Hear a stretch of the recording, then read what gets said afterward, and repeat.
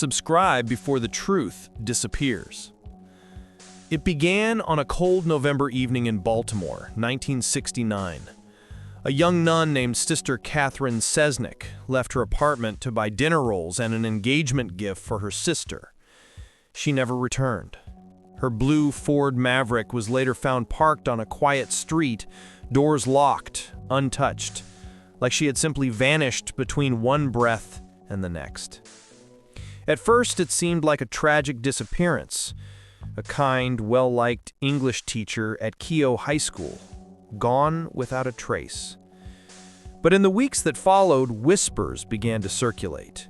Whispers that Sister Cathy had known something that had the power to ruin lives, destroy institutions, and expose what had been hidden behind the walls of faith.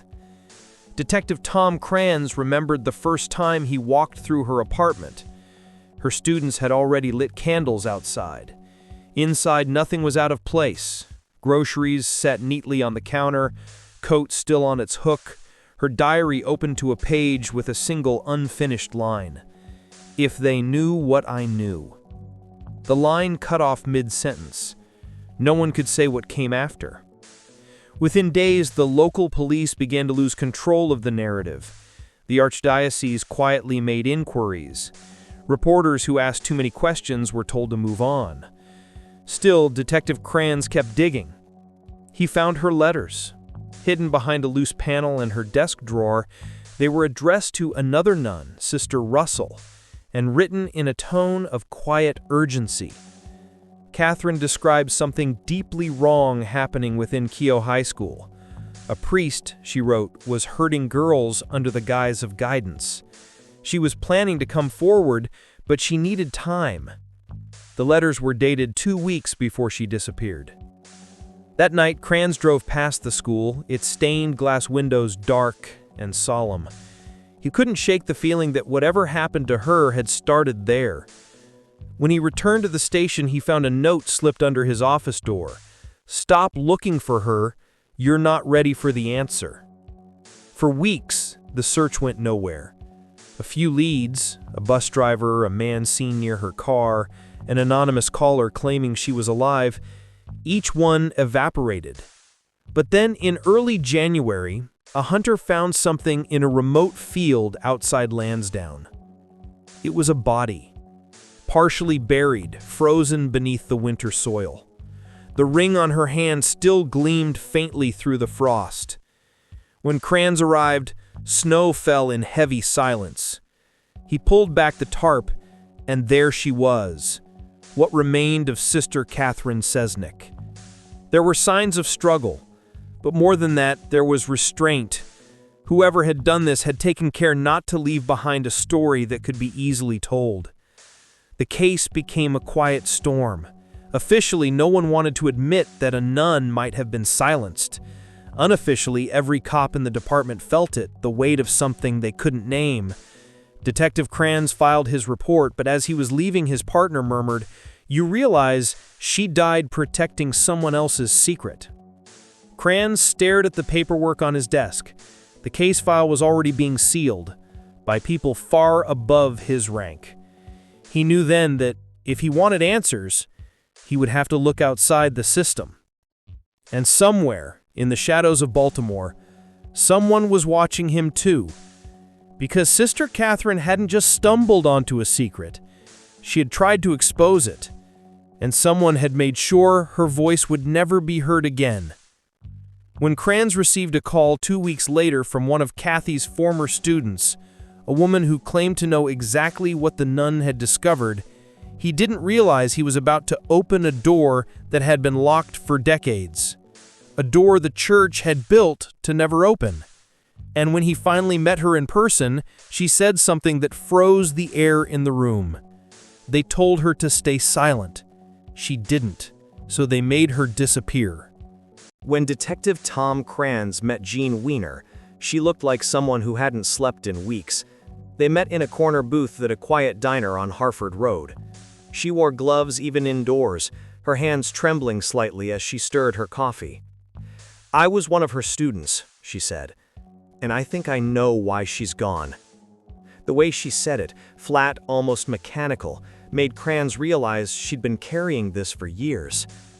Jean had attended Archbishop Q High in the late 60s, one of the bright, promising students Sister Cathy had mentored. But behind the clean uniforms and daily prayers, she described something rotten, a priest named Father Joseph Maskell, who had turned the school into his personal kingdom. The girls who questioned him were humiliated. Those who complied were told they were serving God's will. Sister Cathy, she said, found out. Jean remembered the moment she told Cathy everything, how the nun had listened in silence, tears in her eyes, promising her she would make it stop. And then, within weeks, Cathy was gone. Cranz felt the cold press of truth in his gut.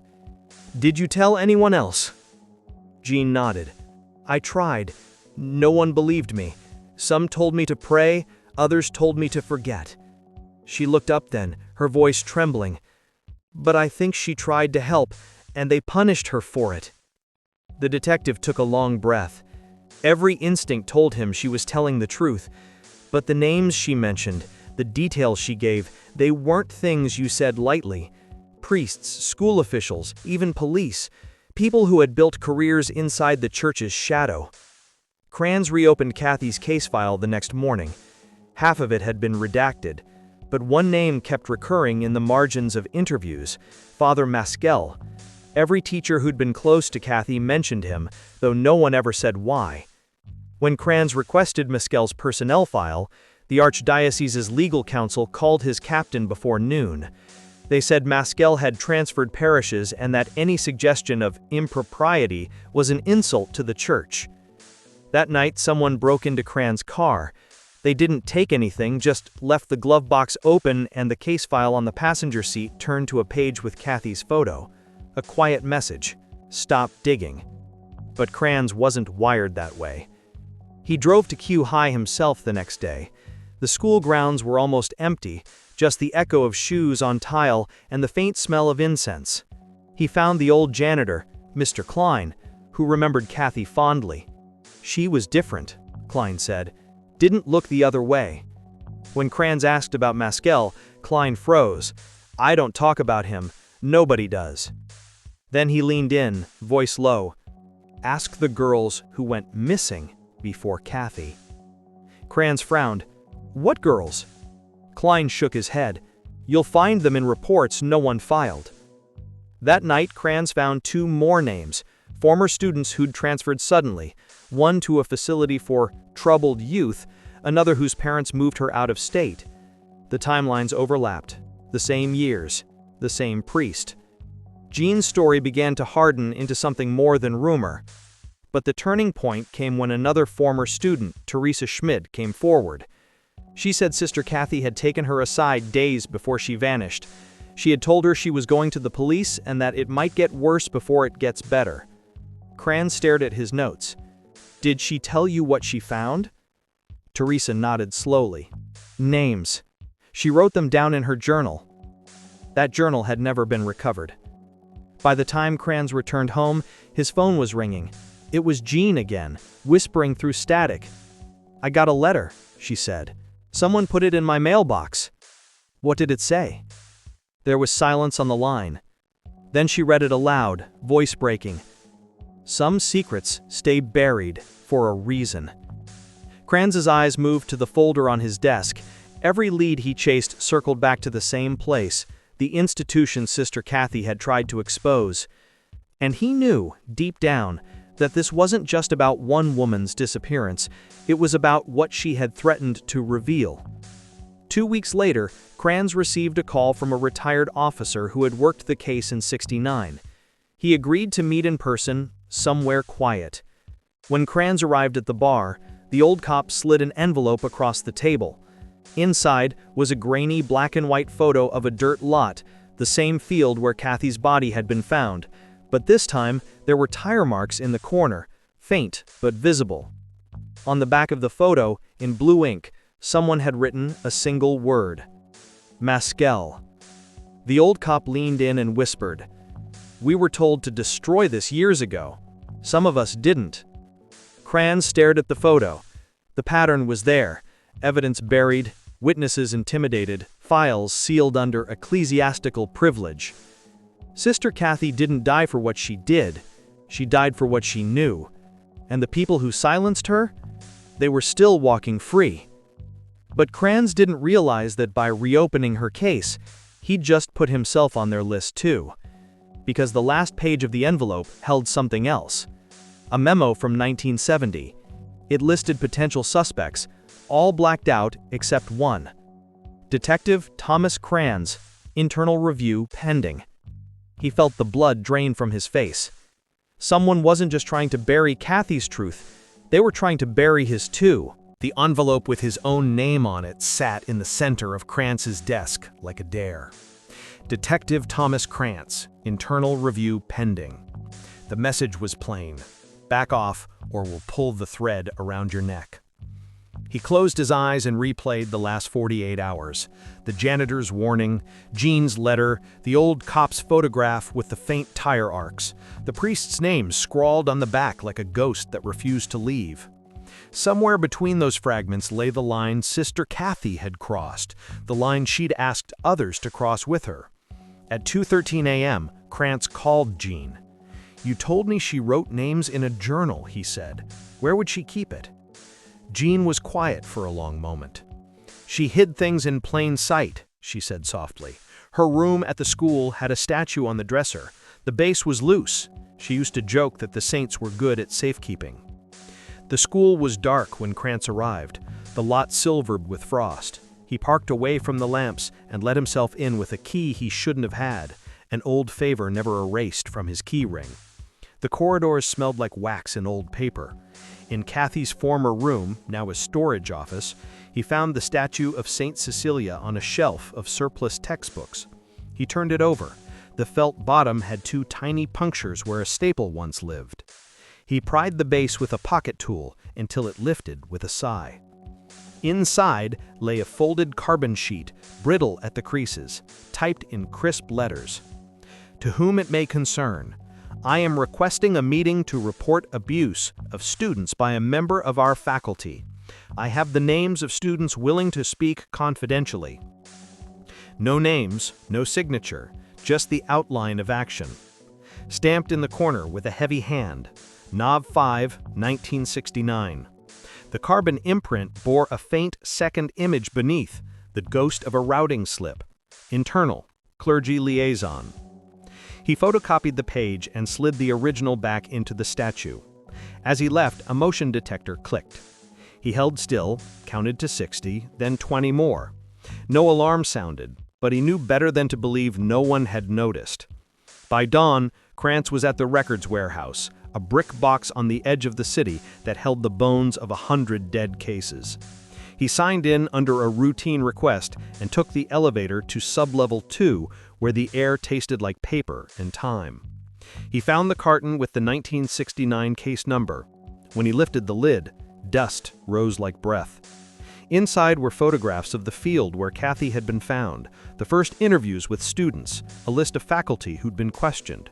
The priest's name didn't appear, only euphemisms: advisor, counselor, spiritual director.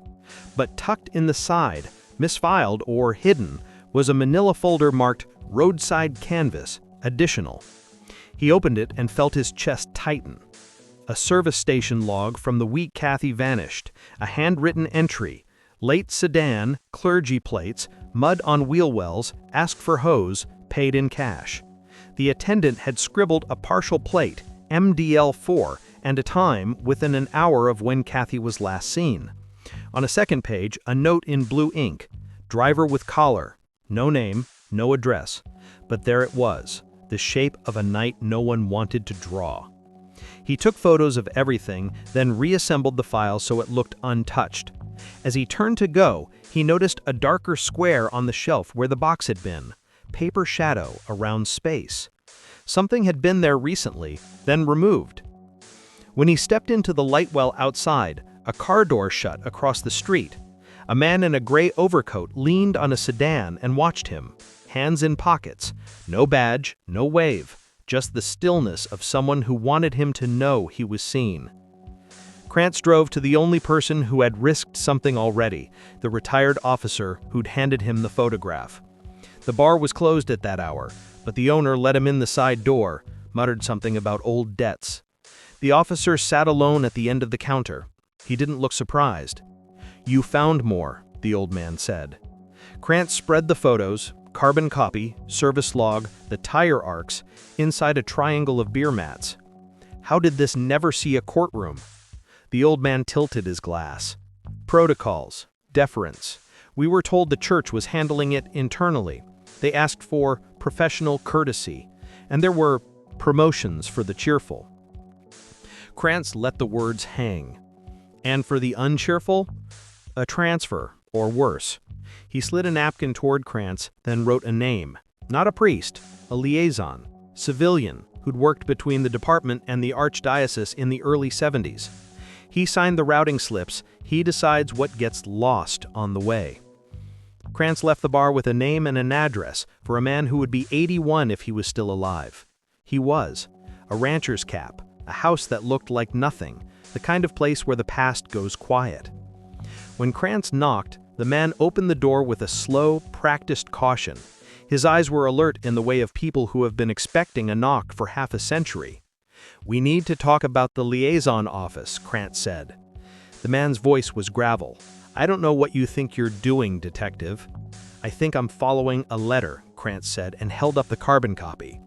He watched something flicker across the old man's face, like recognition fought down to the bone. The man stepped back, resigned. In the living room, a rotary phone sat beside a pile of clipped obituaries, names of priests, principals, beat cops, dead or retired. On the mantel, a single photograph of a graduation class in black and white, all smiles and veils. In the center, a young nun with kind eyes stood hand in hand with two girls. "She came to us," the old man said, sinking into a chair. "She gave me names in confidence. It wasn't supposed to go up the chain. But I wasn't as brave as she thought I was." "Who did you send it to?" He hesitated. "A captain, then a Monsignor. After that, it wasn't mine anymore." He rubbed his forehead. "A week later, she was gone. I told myself I hadn't helped them. I just failed to help her." Silence filled the room like smoke. Krantz felt anger rise, then fall, useless. He needed what the old man still had. "Do you have anything that survived?" The old man nodded toward a bookshelf. He pointed to the third book from the bottom, a hymnal. "It's taped to the back." Krantz found a yellowed envelope inside the dust jacket. He opened it carefully. A carbon of a carbon, the second sheet from the typewriter, this one with handwritten names added in a neat, unhurried script. Not victims, witnesses. 3 former students who had offered to meet with a female officer. Initials only. A 4th line read simply, "Journal pages, copy made." "Made where?" Krantz asked. "In the typing pool," he said. "A secretary slipped them to me. She kept a set for herself. She thought if it came back on her, someone else should have it." "Her name?" The old man gave it, along with an address that led to a tiny row house near the water. The door was answered by a woman in her 70s whose eyes were cautious but unafraid. When Krantz explained who he was and what he was searching for, she nodded once as if she'd been rehearsing the moment. "I thought I'd die before anyone asked," she said, and brought out a tin from a pantry shelf. Inside were 4 onion skin pages, the ink pale but legible. Entries from a journal dated the week before Cathy disappeared. They were not accusations, they were logistics, meeting times, a list of offices to call, a request to meet with one named officer she trusted, and at the bottom of the last page, a line that made Krantz's throat tighten. "If something happens to me, tell them to start with the places where good people are told to look away." He copied the pages on the woman's kitchen printer and returned the originals to her hands. As he turned to leave, she touched his sleeve. "You be careful," she said. "The same people who can bury a file can bury a man." By the time the sun fell, Krantz had every scrap he needed to write a report that would break something open, maybe not the whole story, but a seam in the wall. He met Jean in the diner where this chapter had begun, and laid the copies on the table. She read without speaking, her shoulders shaking exactly once, then settling. "You did it," she whispered. "No," he said. "She did." He tapped the line about looking away. "We just followed her instructions." He filed the report at midnight, clocking it through multiple channels, looping in a state investigator who owed him a favor, BCCing a journalist he trusted with his life. He expected the phone to ring. It did, but with nothing said. The click hung like a warning in his ear. The next morning, the records warehouse reported a small, contained fire in sublevel 2, a single aisle, minimal damage, faulty ballast in the ceiling, the chief said. Cranz drove over anyway. The heat had licked one shelf, charred a corner of the roadside canvas ADDL folder. The service station log was intact, barely, its edges browned like bread.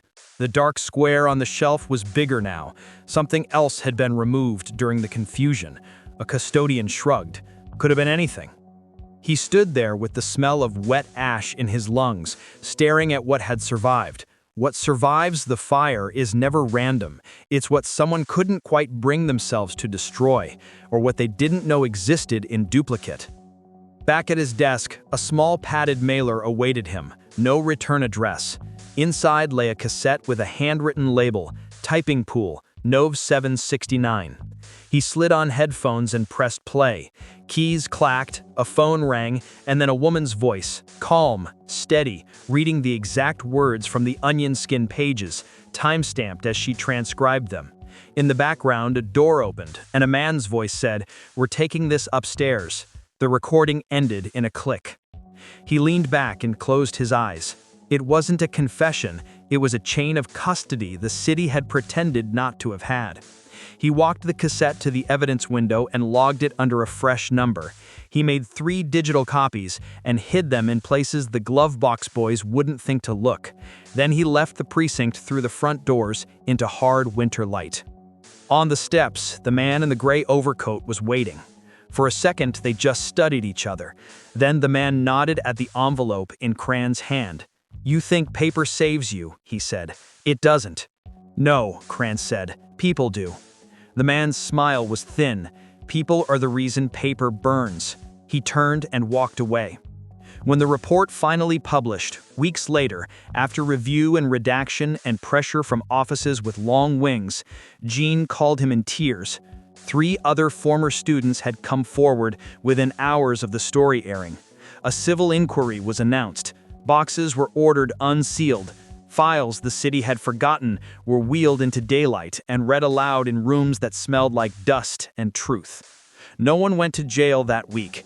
The past rarely obeys the calendar. But a door opened, and the sentence Sister Cathy had left on onion skin paper, "Start with the places where good people are told to look away," was read into the record. Cranz drove to the field where Cathy had been found, now a patch of winter grass behind a strip of new houses. He parked, walked out to the place the old photograph had framed, and stood until the cold reached his bones. He didn't pray, he didn't speak, he just listened, because listening had been the first thing she'd done and the last thing they'd wanted anyone to do. On the way back to his car, he noticed fresh grooves at the curb, the faint crescents of tires turning. Ordinary life, delivery trucks, dogs and bicycles, and time.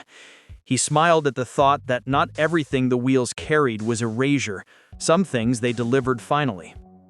When he pulled onto the main road, his phone buzzed with a text from an unlisted number. It contained a single line and a photograph of a ledger page as old as smoke. Liaison disbursements, Nov 69, outside counsel, file C. Amount, cash. Beneath a handwritten note in the same blue ink as the word Maskell on the back of the old photo. It wasn't only the church, check your own house. He stared at the words until a horn blared behind him and the light turned green. He slipped the phone into the cup holder, felt the ugly comfort of a truth that didn't care if it ruined his sleep. The story wasn't over, it might never be, but the circle had widened enough to let air in. "Subscribe before the truth disappears," he said aloud, and almost laughed at himself. Then softer to the woman whose paper had survived the match, "We see you. If you thought this one was wild, wait for the next. Hit subscribe so you don't miss it.